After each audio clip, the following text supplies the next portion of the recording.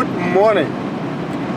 It has been a while since my last YouTube video, and well, I have missed making those videos. I do enjoy the process, but I just been busy and with paying gigs, money comes first. But you know, now I'm trying to do both. You know, I'm driving and I'm on my way to a photo shoot. We are doing a production. If you're not familiar with what a production is, it's like I'm part of a production crew that facilitates foreign crews that come here to make movies or do a photo shoot, something like that. I'm part of the Icelandic crew. So today we are doing a fashion shoot. Second day, we had the first day yesterday, and so we have pretty girls and we have famous photographers, and yeah, it is interesting and it's fun to do that kind of work. When everything restarted like it has in Iceland now we are good. We have tours, we have a lot of stuff, we have a lot of work. So, but I decided, because you know my work, I do a lot of things. I'm a photographer, so I do weddings, I have a studio in Reykjavik, I do photo tours, which is probably what I'm best known for. And I do this production stuff. I do a lot of things. I diversify a lot. But I found that, you know, at the time, like 2 years ago, the photo tours, they just completely took every time I had. So, and most of it was like, I was at the south coast of Iceland 95% of the time.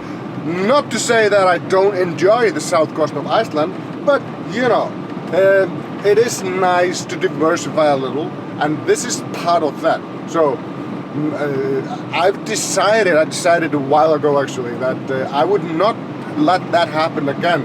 So to be so dependent on photo tours and tourists that are visiting for photo tours, not becoming so dependent on that if that fails for some reason, there could be a volcanic eruption, a lot of things can happen. It just stops, and then I stop getting paid.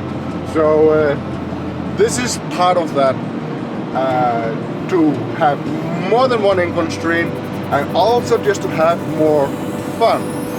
Fun is important. Fun is very important. So why do people that can choose between every location in the world, why do they come to Iceland to make movies or fashion shoot or whatever? There's a lot of stuff you have seen on TV, movies, Game of Thrones, a lot of fashion shoot, a lot of stuff you have seen and you maybe didn't realize it, that was shot here in Iceland. Why do people do that? Well, because it's fucking awesome. You know, just look at that.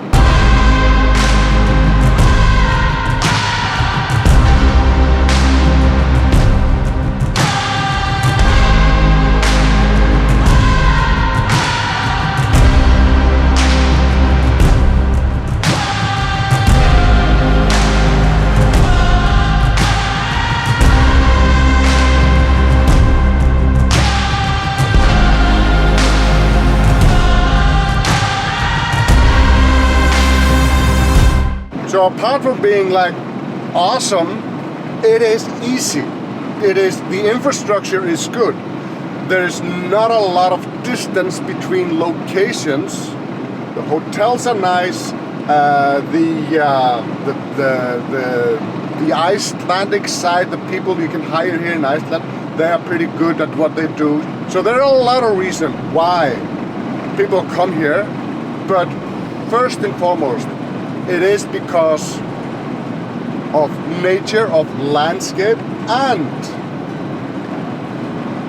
the beautiful light we have here. So far north, you will see if you look for it, you will learn to see that the light here is just different.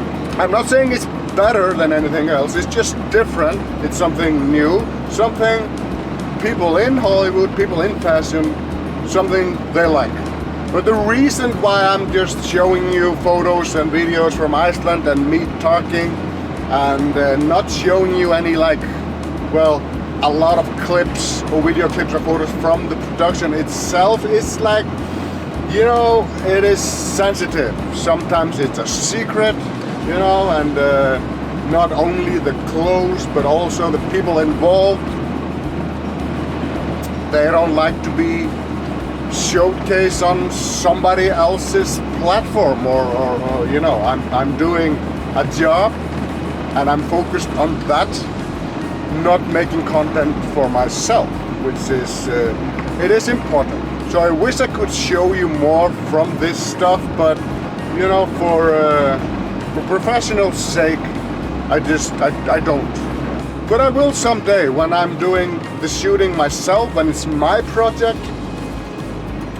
Then I'm authorized to do whatever the fuck I want. So then I, maybe get somebody to do videos, and it is interesting. If nothing else, it is interesting to look behind the scene of a photo shoot or movie set.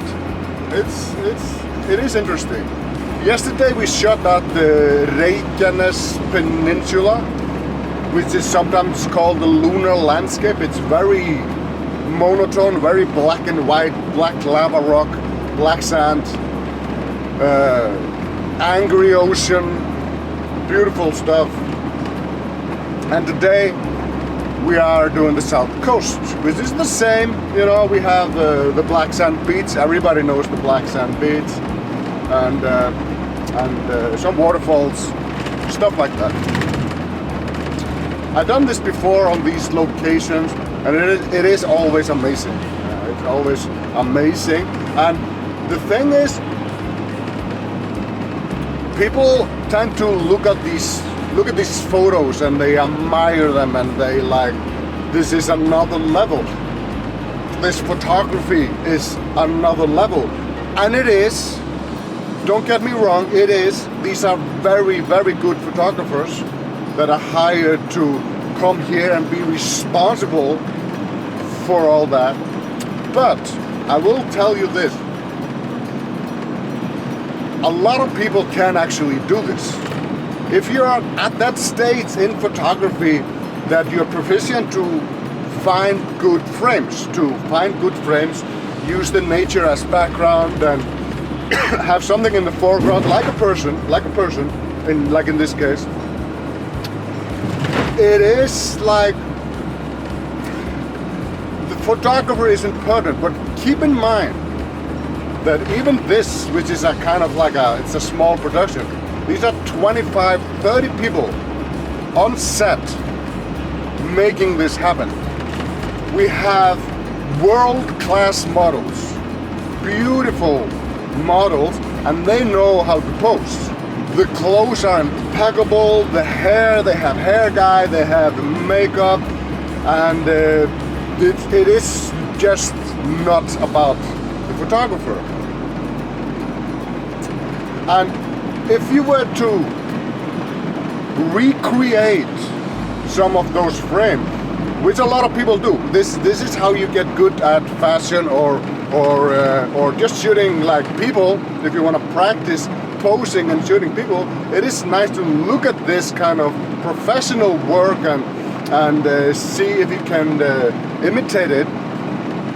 Chances are it's not gonna be as good because, first of all, models, a normal person, let's call it normal person for the lack of a better word, a person who is not used to pose in front of the camera, they're just not gonna look as good as these models do. They look amazing just by, not posing, just by standing there. They just look fucking amazing. And then on top of that, we have all that people that are designing the frame, they have the clothes perfect, the makeup, everything is perfect. So it's budget, it's money, you know, this costs money to produce stuff like this, costs a lot of money. And if you're gonna recreate that, you can, you know, by using, you know, your head and trying to get, I mean, you can get pretty close, you know, with what you have, but pretty close and all the way there, this gap is very expensive. So that's it basically. I'm almost there, and I do have a few days after this gig, but I always say that. Then the phone rings and I'm off to another adventure. But it's Eastern ahead, so I should have a few days, and I need to like catch up with YouTube, because I have some stuff, I have reviews I promised to do a long time ago that I haven't done, and you know, I like to keep my word when I talk to people, so you can expect some more videos from me in the next days and weeks, if you're interested in that. I hope you are. But anyway, thank you for watching this one. I hope you have a wonderful Easter. Goodbye.